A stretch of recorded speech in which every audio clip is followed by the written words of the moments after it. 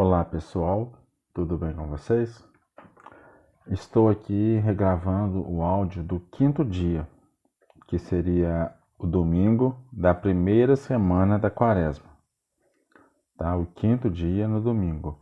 O motivo da regravação é que naquele primeiro domingo que eu gravei, o áudio estava muito baixo, devido a um problema de adaptação do microfone. Então, como o áudio ficou baixo, eu estou nesse momento regravando o domingo, ok? Então, o que vai valer para meditação com um áudio melhor será essa gravação recente. Vamos lá então? Quinto dia, domingo, da primeira semana da quaresma. Comentário em Lucas, página 240. São Cirilo de Alexandria. Cheio do Espírito Santo, voltou Jesus do Jordão e foi levado pelo Espírito ao deserto, onde foi tentado pelo demônio durante 40 dias.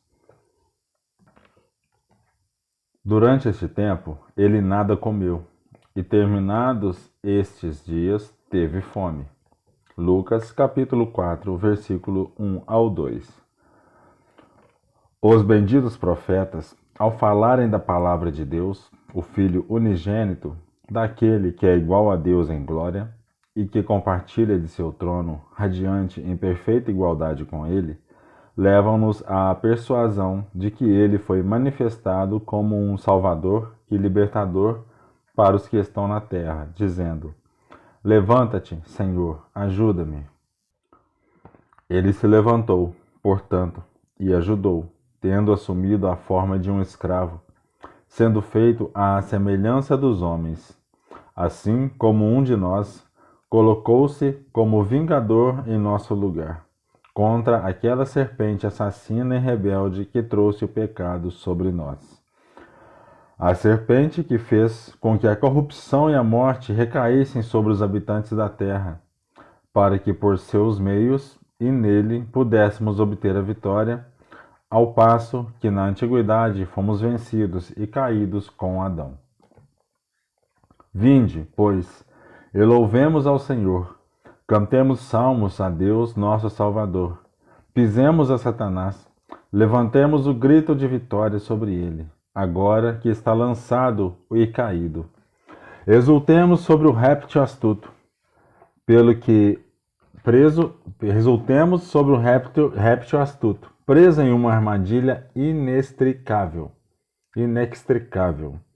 Digamos também dele, nas palavras do profeta Jeremias: como está o martelo de toda a terra despedaçada e espancada. Foste encontrado e foste levado, porque te colocaste contra o Senhor. Pois antigamente, isto é, antes do advento de Cristo, o Salvador de todos, o inimigo universal tinha noções um tanto grandiosas e terríveis sobre si mesmo.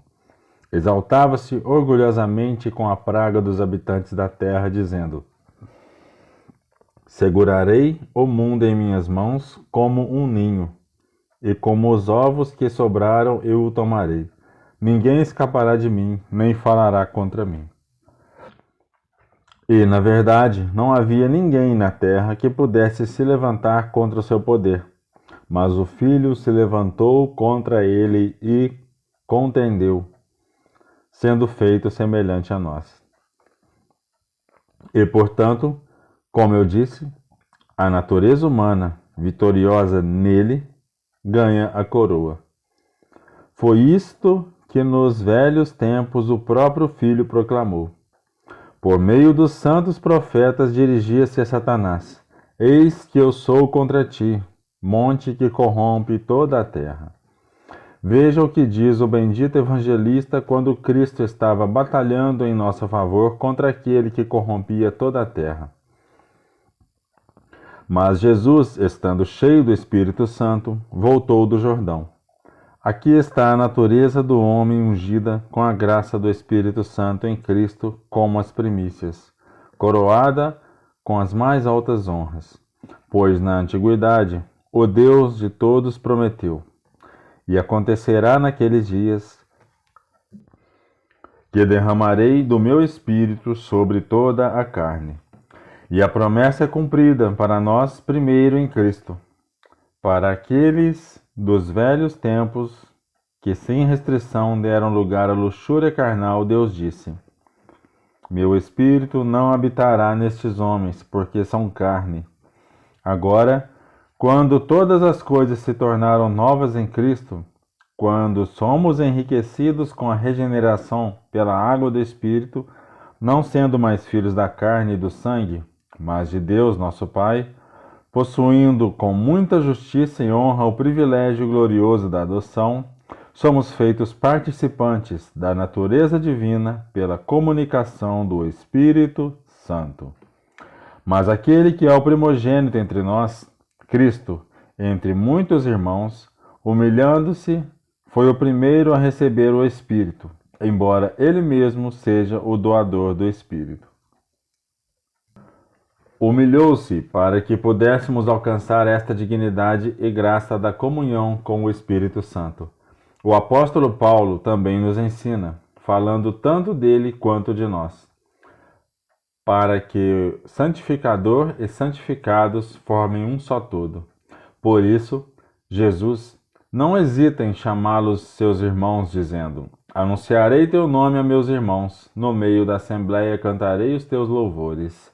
Hebreus capítulo 2, versículo 11 ao 12. Sendo o santificador da criação, não se envergonhou de chamar de irmãos aqueles cuja semelhança assumiu. Transferiu para si a nossa pobreza. Dessa forma, vemos que não rejeitou a natureza humana, mas tornou-se homem para a salvação e vida de todos. Portanto, não se engane em seus pensamentos quando o sábio evangelista diz: Mas Jesus, sendo cheio do Espírito Santo, voltou do Jordão. Não se desvie da doutrina da verdade quanto ao caminho e à maneira pela qual a palavra, que é Deus, foi santificada. Entenda a sabedoria da economia divina pela qual tanto o admiramos. Pois ele se fez homem, não para evitar tudo que pertence ao homem e desprezar nossa pobreza, mas para que pudéssemos ser enriquecidos com o que é dele, por ter sido feito semelhante a nós em nossos detalhes, em todos os detalhes, exceto o pecado. Ele é, portanto, santificado como homem, mas santifica como Deus. Por ser Deus em natureza, fez-se homem. Ele foi conduzido no Espírito ao deserto por 40 dias, sendo tentado pelo diabo. Qual é, portanto, o significado da palavra conduzido? Não significa que foi conduzido para lá, mas que habitou e continuou lá. Às vezes, damos ao religioso o título de pedagogo, não querendo dizer literalmente que conduzem os filhos, mas que cuidam deles, que os treinam de maneira louvável, educando-os e ensinando-os a se comportarem com propriedade. Portanto, ele habitou espiritualmente no deserto, jejuou, não concedendo alimento algum para as necessidades do corpo. Mas imagino que alguém possa se opor imediatamente. E que mal era que estivesse constantemente nas cidades? E de que forma poderia beneficiá-lo escolher habitar no deserto? Afinal, não há coisa alguma de que precise. E por que demorou? Que necessidade havia de passar por aquilo se jamais experimentara qualquer desejo depravado? Pois nós adotamos a prática do jejum como um expediente muito útil, pelo qual mortificamos os prazeres e esbofeteamos a lei do pecado que está em nossos membros, e extirpamos aqueles sentimentos que conduzem à luxúria carnal. Mas que necessidade tinha Cristo de jejuar?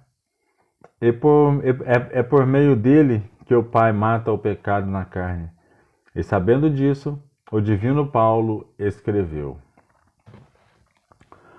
O que era impossível à lei, visto que a carne a tornava impotente, Deus o fez, enviando, por causa do pecado, seu próprio Filho numa carne semelhante à do pecado, condenou o pecado na carne, a fim de que a justiça, prescrita pela lei, fosse realizada em nós, que vivemos não segundo a carne, mas segundo o Espírito. Romanos capítulo 8, versículo 3. Ele é aquele que mortifica os movimentos da carne e destrói o pecado em nós, seres miseráveis que somos.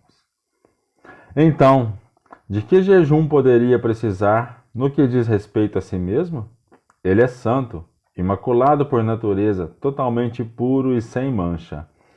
Ele não pode experimentar nem mesmo a sombra de uma mudança. Por que, portanto, fez sua morada no deserto, jejuou e perseverou sendo tentado? O fato diz respeito a nós, meus amados. Cristo nos apresenta seus atos como nosso exemplo e estabelece um modelo do melhor e mais admirável modo de vida praticado entre nós, o modelo dos santos monges. Afinal, de onde souberam os homens que o hábito de morar nos desertos era útil para e altamente vantajoso para a salvação? Retiraram-se das ondas e tempestades, da turbulência absoluta e distrações vãs deste mundo. Como o bendito José, despojaram-se e devolveram ao mundo tudo o que pertence ao mundo. O sábio São Paulo também declara algo sobre aqueles que costumam viver assim. Mas os que são de Jesus Cristo crucificaram a carne com as suas paixões e concupiscências.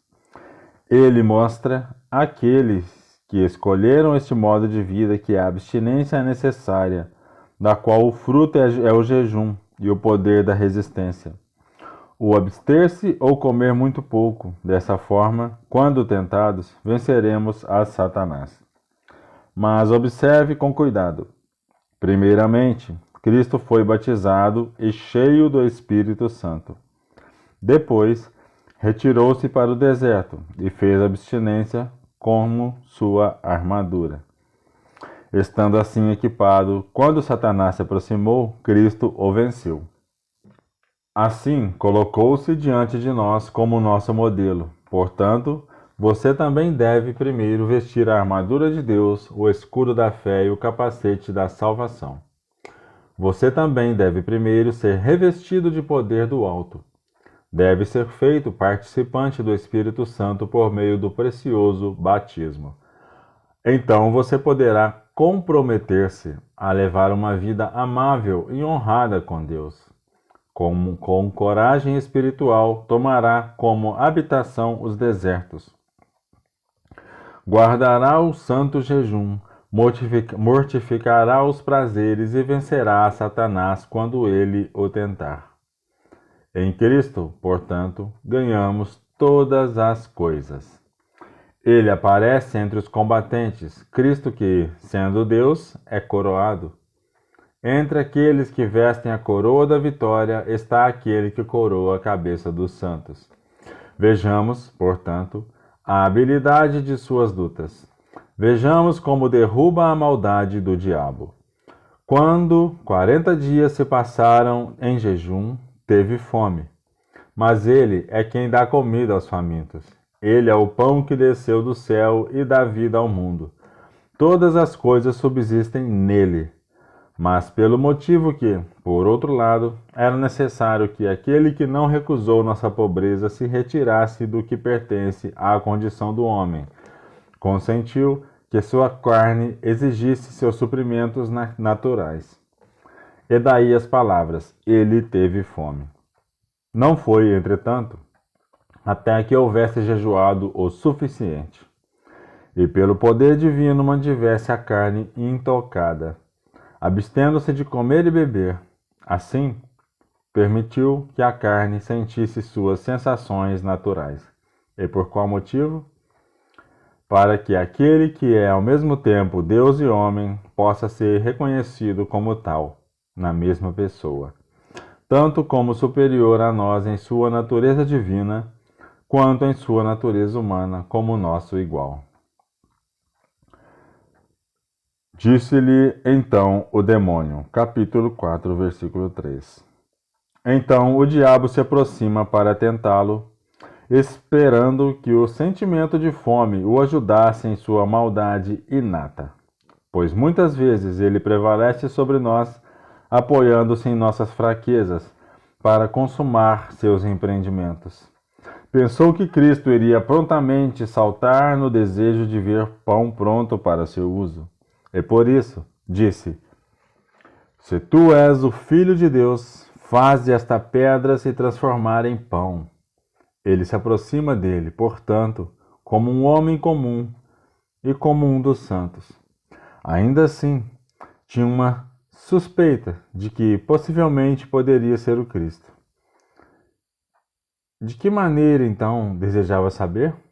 Considerou que mudar a natureza de qualquer coisa para o que não era seria um ato e a ação de um poder divino, pois é Deus quem faz essas coisas e as transforma. Se, portanto, tal acontecer, ele é Deus, o subversor do meu poder. Mas se recusar a operar essa mudança, vencê-lo-ei como um homem. Assim, não terei medo, estarei livre do perigo. De perigo. O fato é que Cristo, conhecendo o artifício do monstro, não fez a mudança, nem disse que era incapaz ou não queria fazê-lo. Em vez disso, desprezou como importuno. O homem não viverá só de pão. Ele quer dizer que, se Deus conceder o poder, o homem pode subsistir sem comer e viver como Moisés e Elias, que pela palavra do Senhor passaram 40 dias sem comer. Portanto, se é possível viver sem pão, por que faria pedra virar pão? Ele propositalmente